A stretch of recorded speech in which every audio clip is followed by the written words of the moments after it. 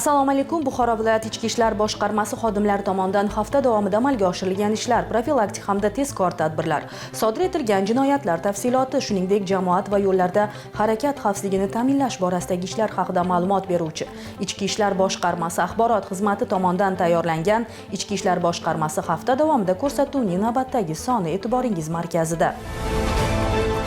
Dastlab bugungi ko'rsatuvimizning qisqacha sharhi bilan tanishing. Buxoro viloyat ichki ishlar boshqarmasida xizmat faoliyati tahliliga bag'ishlangan haftanoma yig'ilish bo'lib o'tdi. Viloyat ichki ishlar boshqarmasi boshlig'ining navbatdagi shaxsiy qabuli o'tkazildi. Ichki ishlar boshqarmasida shaxsiy tarkibning jismoniy va jangovar tayyorgarligini tizimli ravishda oshirishga qaratilgan chora-tadbirlar amalga oshirilmoqda. Buxoro viloyat ichki ishlar boshqarmasi jamoat xavfsizligi xizmati jamoat tartibini saqlash boshqarmasi xodimlarining oila a'zolari bilan hamkorlikda xizmat intizomi va qonunchilikni mustahkamlash masalalari muhokama qilindi.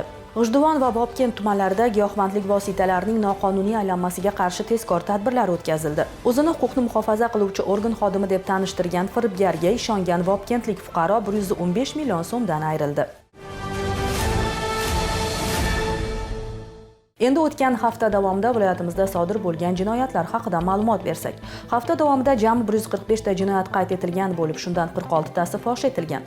Sodir etilgan jinoyatlarning 31 tasi firibgarlik, 5 ta o'g'rilik, 3 ta yo'l transport hodisasi, 60 ta holatda boshqa turdagi jinoyatlar sodir etilgan. Shuningdek, viloyat ichki ishlar organlari hamda boshqa huquqni muhofaza qiluvchi organ xodimlarining qidiruv maxsus tezkor profilaktik tadbir davomida 6 ta qidiruvdagi shaxs ushlandi.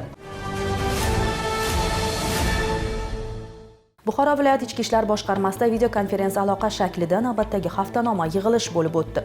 O'zbekiston Respublikasi davlat madhiyasi yangrashi bilan boshlangan mazkur yig'ilishda Buxoro viloyat ichki ishlar boshqarmasi rahbariyati, boshqarma va bo'limlar rahbarlari, sohaviy xizmatlar mas'ullari hamda viloyatdagi barcha shahar va tuman ichki ishlar organlarining shaxsiy tarkibi ishtirok etdi. Yig'ilish davomida joriy yilning 17 kuni mobaynida viloyat hududida jinoyatchilikka qarshi kurashish, huquqbuzarliklarning oldini olish va jamoat xavfsizligini ta'minlash borasida amalga oshirilgan ishlar atroflicha tahlil qilindi. Erishilgan ijobiy natijalar bilan bir qatorda mavjud kamchilik va xatolar tanqidiy ruhda muhokama etilib, ularni bartaraf etish yuzasidan mas'ul rahbar va xodimlarga aniq vazifalar belgilab berildi. Yig'ilishda kelgusida ustuvor vazifalar, jinoyatchilik darajasini kamaytirish, huquqbuzarliklarning barvaqt oldini olish, profilaktik tadbirlar samaradorligini oshirish hamda xizmat faoliyatini zamonaviy va innovatsion yondashuvlar asosida tashkil etish masalalariga alohida e'tibor qaratildi. Shuningdek, O'zbekiston Respublikasi Ichki ishlar vazirligi tomonidan 2026-yil axborot texnologiyalari sohasida sodir etilayotgan jinoyatlarga qarshi kurashish yili etib belgilanganligi qayd etilib, kiber jinoyatchilikning oldini olishda targ'ibot va tushuntirish ishlarini yanada kuchaytirish zarurligi ta'kidlandi. Bundan tashqari, Mening inspektorim dasturini keng targ'ib qilish, aholini ushbu platformaga faol jalb etish, profilaktika inspektori va fuqarolar o'rtasidagi o'zaro hamkorlikni mustahkamlash, murojaatlarga tezkor va samarali javob berish imkoniyatlarini kengaytirish muhimligi qayd etildi. Shu bilan birga, aholi va qishloq xo'jaligini ro'yxatga olish jarayonida ichki ishlar organlari xodimlarining faol ishtirokini ta'minlash, fuqarolar o'rtasida ushbu jarayonning ahamiyatini tushuntirish, oila a'zolari va yaqin qarindoshlar doirasida ham targ'ibot ishlarini olib borish bo'yicha tegishli ko'rsatmalar berildi. Yig'ilishda shuningdek, O'zbekiston Respublikasi Prezidentining Oliy Majlis va O'zbekiston xalqiga yo'llangan murojaatnomasida belgilangan ustuvor yo'nalishlar doirasida ichki ishlar organlari faoliyatini samarali tashkil etish masalalari muhokama qilindi. O'zbekiston Respublikasi Prezidentining 2026-yil 5-yanvardagi 1-sonli hamda 2-sonli qarorlarining ijrosini ta'minlash yuzasidan aniq vazifalar belgilandi. Mamlakatimiz harbiy xavfsizligi va mudofaasini mustahkamlashga bag'ishlangan kengaytirilgan yig'ilishda belgilangan topshiriqlar ijrosi yuzasidan ham mas'uliyatli vazifalar yuklatildi. Yig'ilish yakunida boshqarma boshlig'i tomonidan davlatimiz rahbarining O'zbekiston Respublikasi qurolli kuchlari tashkil etilganligining 34 yilligi hamda Vatan himoyachilari kuni munosabati bilan bayram tabrigi o'qib eshittirildi. Shuningdek, xizmat faoliyatida kamchiliklarga yo'l qo'yilgan ayrim xodimlar jazolangan bo'lsa, yuqori natijalarga erishgan, xizmat intizomi va kasbiy mahorati bilan namuna bo'layotgan bir guruh xodimlarga Ichki ishlar vazirligi hamda Buxoro viloyati ichki ishlar boshqarmasining qimmatbaho sovg'alari, pul mukofotlari hamda navbatdagi maxsus unvonlar tantanali ravishda topshirildi. Buxoro viloyat ichki ishlar boshqarmasida o'tkazilgan qabul davomida viloyatning shahar va tumanlaridan kelgan fuqarolarning 30 dan ortiq murojaatlari atroflicha ko'rib chiqildi. Hozir shu haqda. Fuqarolarning murojaatlarini o'z vaqtida ko'rib chiqish, ularning qonuniy huquq va manfaatlarini ta'minlash hamda mavjud muammolarga samarali yechim topish maqsadida Buxoro viloyati ichki ishlar boshqarmasida rahbariyat tomonidan muntazam ravishda shaxsiy va sayyor qabullar o'tkazib kelinmoqda. Shu ma'noda tasdiqlangan rejaga asosan 2026-yilning 18-yanvar kuni Buxoro viloyati ichki ishlar boshqarmasi boshlig'ining navbatdagi qabuli tashkil etildi. Mazkur qabulda viloyatning turli hududlaridan kelgan fuqarolar ishtirok etib, o'zlarini qiynayotgan masalalar yuzasidan murojaat qilish imkoniga ega bo'ldilar. Qabul davomida fuqarolar tomonidan tergov va surishtiruv, ijtimoiy himoya, oilaviy munosabatlar, shuningdek ichki ishlar organlari faoliyati bilan bog'liq masalalar ko'tarildi. Har bir murojaat yuzasidan aniq tushuntirishlar berilib, amaliy yordam ko'rsatish choralarini ko'rish masalalari belgilab olindi. Uchrashuv jarayonida 30 ga yaqin murojaat ro'yxatga olinib, ularning bir qismi joyida ijobiy hal etildi. Qo'shimcha tekshiruv va o'rganish talab qilgan murojaatlar bo'yicha esa mas'ul xizmat va bo'limlarga tegishli topshiriqlar berilib, ularning ijrosi rahbariyat tomonidan nazoratga olindi. Shuni alohida qayd etish joizki, bunday qabullar fuqarolar bilan ochiq muloqotni yo'lga qo'yish, ularning muammolarini eshitish va hal etish orqali ichki ishlar organlari faoliyatining shaffofligini oshirish hamda jamiyatda qonun ustuvorligini mustahkamlashga xizmat qilmoqda. Ichki ishlar organlarida sog'lom turmush tarzini keng targ'ib etish va shaxsiy tarkib o'rtasida ommaviy sportni yanada rivojlantirish, xodimlarning xizmat, jangovar, jismoniy va kasbiy tayyorgarligini yanada kuchaytirish maqsadida Buxoro viloyat ichki ishlar boshqarmasi mas'ullari tomonidan bir qator chora-tadbirlar amalga oshirilmoqda.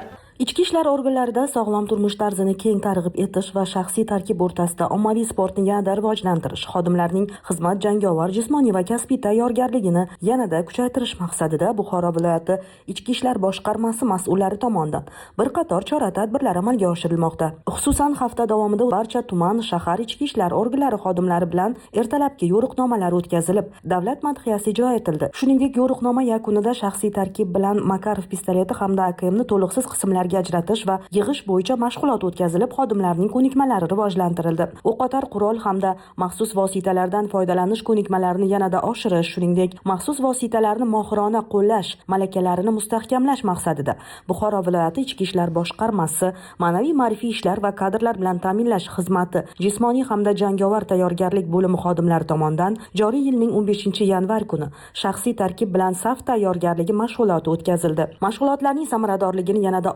ularni amaliy jihatdan boyitish hamda xodimlarning jangovar shayligini kuchaytirish maqsadida ichki ishlar organlarining boshqa sohaviy xizmatlaridan malakali harbiy xizmatchilarni jalb etgan holda o'quv amaliy mashg'ulotlar o'tkazildi. Shuningdek, qurollarni to'liqsiz qismga ajratish va yig'ish, maxsus vositalarni taktik texnik xususiyatlari va qo'llash tartibi bo'yicha amaliy mashg'ulotlar o'tkazildi. Buxoro viloyati ichki ishlar boshqarmasining belgilangan toifadagi xodimlari uchun amaliy o'q otish mashg'ulotlari tashkil etilmoqda. Mazkur tadbirlar ichki ishlar organlari xodimlarining xizmat faoliyatida o'qotar qurol va maxsus vositalardan xavfsiz hamda samarali foydalanish ko'nikmalarini mustahkamlash, saf intizomini oshirish va favqulodda vaziyatlarda tezkor hamda aniq harakat qilish qobiliyatini rivojlantirishga xizmat qilmoqda. Ichki ishlar organlarida sog'lom turmush tarzini keng tatbiq etish va shaxsiy tarkib o'rtasida ommaviy sportni yanada rivojlantirish, sportchi xodimlarni musobaqalarda munosib ishtirokini ta'minlash, xodimlarning jismoniy va jangovar tayyorgarligini yanada kuchaytirish, sport tadbirlarini yuqori saviyada tashkillashtirish maqsadida bir qator chora-tadbirlar olib borilmoqda. Jumladan, vazirlikning tegishli buyruq talablariga asosan haftaning seshanba va shanba kunlari ichki ishlar organlari xodimlari bilan jismoniy tayyorgarlik mashg'ulotlari o'tkazilmoqda. Mashg'ulotlarga tezkor vazifalarni bajaruvchi safarbarlik otryadining mutaxassis xodimlari, harbiy xizmatchilar, qo'l jangi va sambo bo'yicha tajribali mutaxassislar jalb etilib, birinchi navbatda sportning qo'l jangi, sambo va yakka kurash turlari, crossfit, yengil atletika, suzish va jamoaviy sport turlari bo'yicha muntazam mashg'ulotlar tashkil etilmoqda. Buxoro viloyati ichki ishlar boshqarmasi jamoat xavfsizligi xizmati, jamoat tartibini saqlash boshqarmasi xodimlari ishtirokida xizmat intizomi va qonuniylikni mustahkamlashga qaratilgan kengaytirilgan uchrashuv tashkil etildi. Mazkur tadbirda xodimlarning oila a'zolari ham ishtirok etib, xizmat faoliyatida ularning tutgan o'rni va mas'uliyati alohida e'tirof etildi. Buxoro viloyati ichki ishlar boshqarmasi, jamoat xavfsizligi xizmati, jamoat tartibini saqlash boshqarmasi, kinologiya hamda karantin tadbirlarini ta'minlash guruhi xodimlarining ota-onasi hamda yaqin qarindoshlar ishtirokida xizmat intizomi va qonuniylikni mustahkamlashga qaratilgan kengaytirilgan uchrashuv tashkil etildi. Mazkur tadbirda xodimlarning oila a'zolari ham ishtirok etib, xizmat faoliyatida ularning tutgan o'rni va mas'uliyati alohida e'tirof etildi. Uchrashuv davomida Buxoro viloyati ichki ishlar boshqarmasi, jamoat xavfsizligi xizmati, jamoat tartibini saqlash boshqarmasi boshlig'i hamda ichki ishlar vazirligi shaxsiy xavfsizlik bosh boshqarmasi Buxoro viloyati bo'yicha mas'ul xodimlari tomonidan xizmat faoliyati jarayonida yuksak natijalarga erishgan xodimlarning oila a'zolariga minnatdorlik va tashakkurnomalar tantanali tarzda topshirildi. Shuningdek, xodimlarga xizmat intizomiga qat'iy rioya etish, qonuniylikni ta'minlash, fuqarolar bilan muomala madaniyatiga amal qilish hamda xizmat faoliyatida mas'uliyatni yanada oshirish borasida batafsil tushuntirishlar berildi. Bundan tashqari, xodimlarning oila a'zolariga ularning kundalik xizmat faoliyatidagi ma'naviy ruhiy qo'llab-quvvatlanishining muhim ahamiyati, oiladagi sog'lom muhit xodimlarning xizmat samaradorligiga bevosita ta'sir ko'rsatishi yuzasidan amaliy tavsiyalar berildi. Uchrashuvda xodimlarning ish samaradorligini oshirish, xizmat ko'rsatkichlarini yanada yaxshilash, kelgusida xodimlar tomonidan favqulodda va salbiy holatlar sodir etilishining oldini olishda muhim omil bo'lib xizmat qilishi ta'kidlandi. Tadbir yakunida ushbu yo'nalishda amalga oshiriladigan ishlar hamda mavjud muammolar muhokama qilindi. Shu bilan birga kelgusidagi ustuvor vazifalar va aniq chora-tadbirlar belgilab olindi. Joriy yilning 7 hamda 12 yanvar kunlari G'ijduvon hamda Vobkent tumani ichki ishlar organlari tezkor qidiruv xizmati xodimlari tomonidan olingan ma'lumotlar asosida tezkor tadbirlar o'tkazildi. Tafsilotlar hozirgi lavhamizda. 2026-yil 7-yanvar kuni soat 17:30 larda G'ijduvon tuman ichki ishlar bo'limi tezkor qidiruv xizmati xodimlari tomonidan noqonuniy giyohvandlik vositalari muomalasiga qarshi qaratilgan tezkor tadbir o'tkazildi. Mazkur tadbir davomida G'ijduvon tuman hududida joylashgan kafelarning birining oldida gumonlanuvchi tezkor tadbirga jalb etilgan shartli xaridorlarga 2 dona spichki yozuvli gugurt qutilariga joylashtirilgan o'ziga xos o'tkir hidli, yashil rangli, quritilgan holatdagi o'simlik bo'laklari mavjud bo'lgan giyohvandlik vositasiga o'xshagan moddalarni 1.600.000 so'm evaziga sotayotgan vaqtida ashyoviy dalillar bilan ushlandi. O'tkazilgan ekspertiza xulosalariga ko'ra, mazkur modda 5,56 grammni tashkil etuvchi marixuana giyohvandlik vositalari ekanligi aniqlangan. Holat yuzasidan gumonlanuvchiga nisbatan O'zbekiston Respublikasi Jinoyat kodeksining 273-moddasi 2-qismi bilan jinoyat ishi qo'zg'atilib, hozirda tergov harakatlari olib borilmoqda.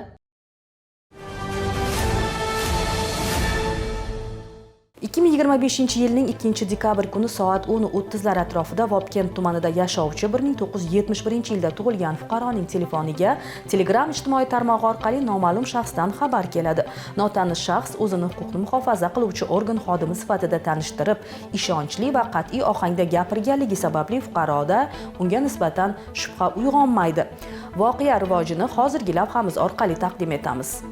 2025-yil 2-dekabr kuni soat 10:30 atrofida Vobkent tumanida yashovchi 1971-yilda tug'ilgan fuqaroning telefoniga Telegram ijtimoiy tarmog'i orqali noma'lum shaxsdan xabar keladi. Notanish shaxs o'zini huquqni muhofaza qiluvchi organ xodimi sifatida tanishtirib, ishonchli va qat'iy ohangda gapirganligi sababli fuqaroda unga nisbatan shubha uyg'onmaydi. Suhbat davomida noma'lum shaxs turli bahonalar bilan fuqaroning xavfsizligi uchun uning telefoniga kelayotgan tasdiqlash kodlarini aytishini so'raydi. Fuqaro vaziyatning naqadar xavfli ekanligini anglab yetmagan holda ushbu kodlarni oshkor qiladi. Ana shu lahzadan boshlab firibgarlik jinoyati amalga oshiriladi. Firibgar axborot tizimiga noqonuniy ravishda kirib, jabrlanuvchining hisob raqamidagi pul mablag'larini o'z ixtiyoridagi plastik kartalarga o'tkazib olishga muvaffaq bo'ladi. Natijada jabrlanuvchiga 115 million so'm miqdorda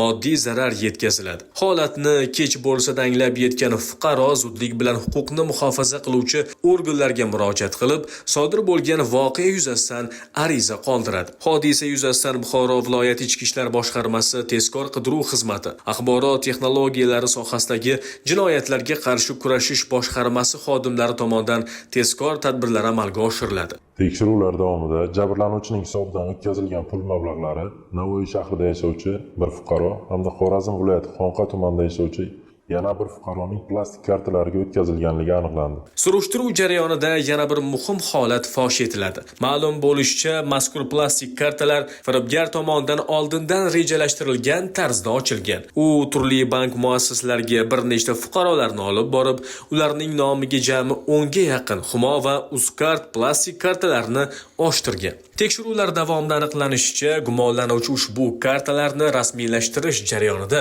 huquqiy bilim va hayotiy tajribasi yetarli bo'lmagan, moddiy ehtiyojda yashayotgan yoshlarni ataylab tanlab olgan, oson pul ishlash taklifi bilan jalb etgan. Pulga muhtoj bo'lgan ushbu yigitlar har bir xizmati uchun 150 ming so'm evaziga banklarga borib, o'z nomlariga plastik kartalar ochib berishgan. Ma'lum bo'lishicha, gumonlanuvchi 2025-yil 2-dekabr kuni qora rangli davlat raqami 01 va 343 KB bo'lgan Malibu rusumli avtomashinasida Toshkent shahrining turli hududlaridagi pul ayirboshovchi bankomatlardan qora kurtka, bosh kiyim va oq niqob taqqan holda jabrlanuvchining hisobidan o'tkazilgan pul mablag'laridan 94 million so'm pullarni naqdlashtirib olgan. Qing'ir ishning qiyig'i 40 yilda ham oshkor bo'ladi deganlaridek, tajribasiz firibgar ushbu jarayonda kameralardan yuzini berkitishga urinsa-da, avtomashina raqamini yashirishni unutadi. Bu esa tezkor xodimlarga jinoyatchini rad etib bo'lmas dalillar bilan qo'lga olishda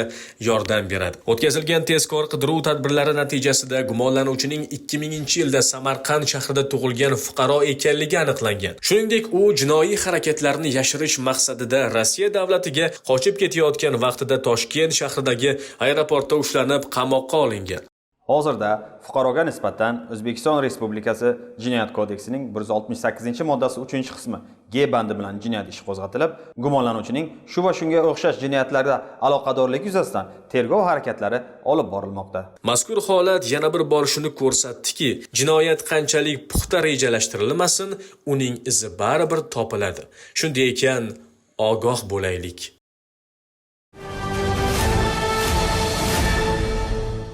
Viloyat Ichki ishlar boshqarmasi axborot xizmati tomonidan tayyorlangan Ichki ishlar boshqarmasi hafta davomida dasturini tomosha qildingiz. Sizga yetkazmoqchi bo'lganlarimiz hozircha shulardan iborat edi. Tinchlik, xotirjamlik hamrohingiz bo'lsin. Yanagi haftaga qadar xayr, salomat bo'ling.